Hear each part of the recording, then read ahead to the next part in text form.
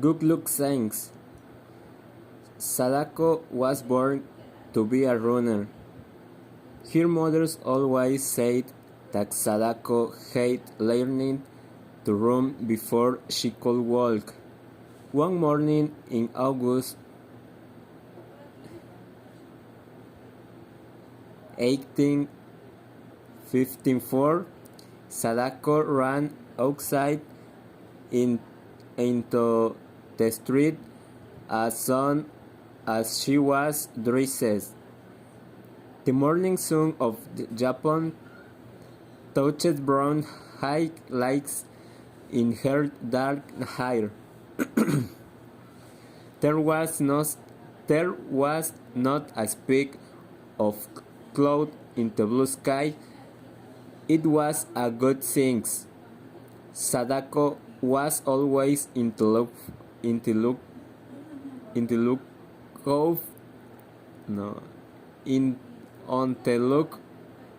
the lookout for good luck things. Back in the house, her sister and two brothers were still sleeping on their big quilt. She poked her big brother Masahiro. Head up, lazy bones. She said, "It's space day. It's space day." Masahiro groaned and yawned. He wanted to sleep as long as possible, but like most 14-year-old boys, he also loved to eat. When he sniffed the good smell of bean soup, Masahiro gave some me too, and Angie were awake too. Sadako helped Angie get dressed. He was 6, but sometimes lost a sock or shirt. Afterward, Sadako folded the big quilt. Her sister, Mitsuo, who was 9, helped put them always in the closet. Rushing like a whirlwind into the kitchen, Sadako cried, "Oh mother, I can't hardly wait to go to the carnival. Can we please hurry with breakfast?" Her mother was bustling lip-sync pickled radishes to serve with the rice and soup. She looked sternly at Sadako. "You are 11 years old and should know better. Descuided, you must not call in the carnival. Every year on August 6, we remember those who did when the atom bomb was dropped on our city. It is a memorial day." Mr. Sasaki came in from the back porch. "That's right," he said. "Sadako-chan, you must show respect. Your own grandmother was killed that awful day. But I don't respect Oba-chan," Sadako said. "I pray for her spirit every morning. It's just that I am so happy day." As a matter of fact, it's time for our prayers now, her father said. The Sasaki family gathered around the little altar shelf.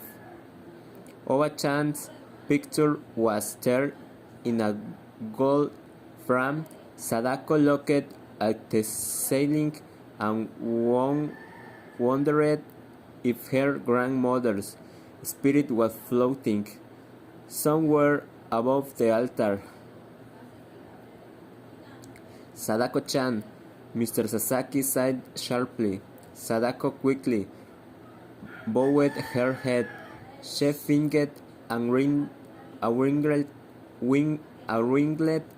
her bald toes while Mr. Sasaki spoke. He prayed that the spirits of their ancestors were happy and peaceful. He gave thanks for his barbershop. He gave thanks for his fine children, and prayed that his family would be protected from the atom bomb disease called leukemia.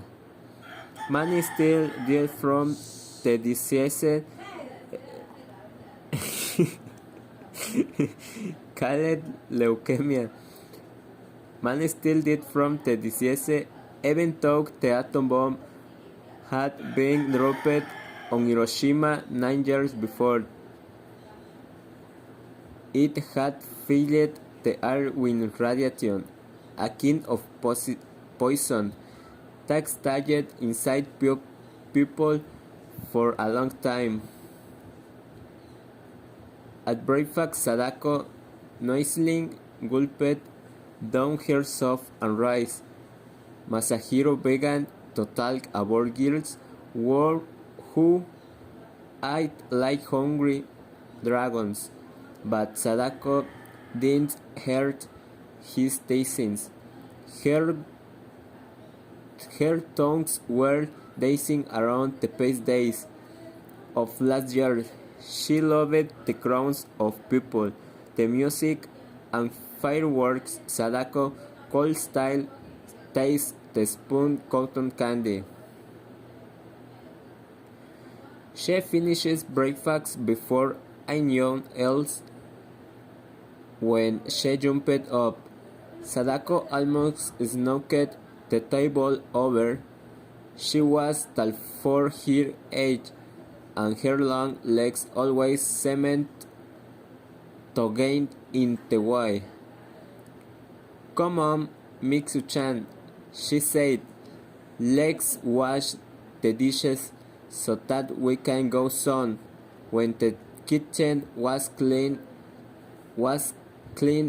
and tidy, Sadako tied red bows on her braids and stood impatiently by the door. "Sadako-chan," her mother said softly, "we aren't leaving until 7:30. You can sit quickly until it's time to go." Sadako plopped down with a thud on the tatami mat. Nothing ever made her parents hurry. Whilst she sat there, a fuzzy spider paced across the room. A spider was good-looking saint.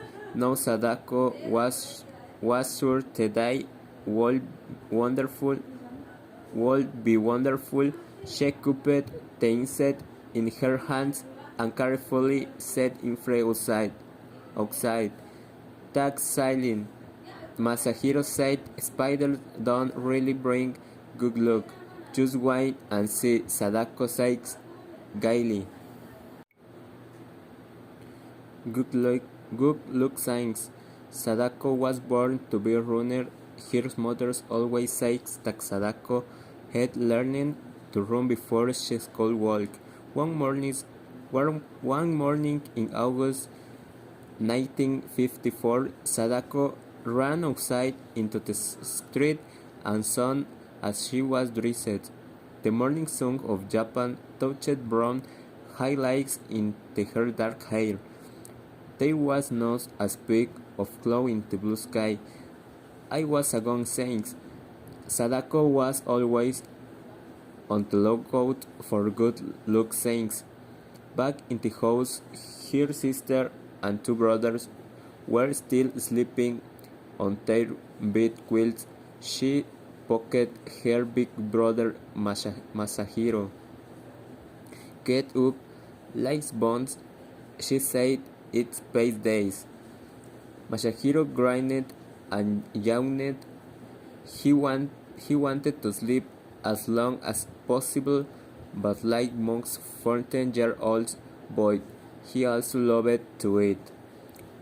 When he sniffed the good smell of bean soup, Masahiro got some meat too, and Angie were aware too. Sadako helped Angie get dressed. He was 6, but he sometimes lost a sock on shirt. Afterward, Sadako folded the bed quilt.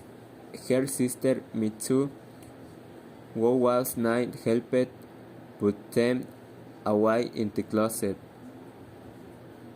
Rushing like a whirlwind into the kitchen, Sadako cried on Mother, I can hardly wait to go to the carnival. Can we please hurry with breakfast? Her mother was busily slicing pickled radishes to serve with the rice and soap. She looked sternly at Sadako. You are 11 years old and should know better. They scolded. You must not call in a carnival. Every year on August 6, we remember those who died when the atom bomb was dropped on our city. It is a memorial day. Mr. Sasaki came in front the back porch. That's right, he said. Sadako-chan, you must show respect. Your own grandmother was killed that awful day. But I do respect Oba-chan, Sadako said. I pray for her spirit every morning. It's just that I am so happy today. As a matter of fact, it's time for our prayers now, her father said. The Sasaki family gathered around the little altar shelf. Oba-chan's picture was there in a gold frame. Sadako looked at the ceiling and wondered if her grandmother's spirit was floating somewhere above the altar. Sadako-chan, Mr. Sasaki said sharply. Sadako quickly bowed her head. She fingered and wrinkled her bare toes while Mr. Sasaki spoke. He prayed that the spirit of their ancestors were happy and peaceful. He gave thanks for his barbershop. He gave thanks for his fine children, and the prayed that this family would be protected from the atom bomb disease called leukemia. Many still died from the disease, even though the atom bomb had been dropped on Hiroshima 9 years before. It had filled the air with radiation, a kind of poison that stayed inside people for a long time. A breakfast, Sadako noisily gulped down her soup and rice. Masahiro began to talk about girls will attack like hungry dragons, but Sadako didn't tell her tasting. Her tongues were dancing around the past days of last year. She loved the crowds of people, the music and fireworks. Sadako could still taste the spoon cotton candy. She finishes breakfast before anyone else.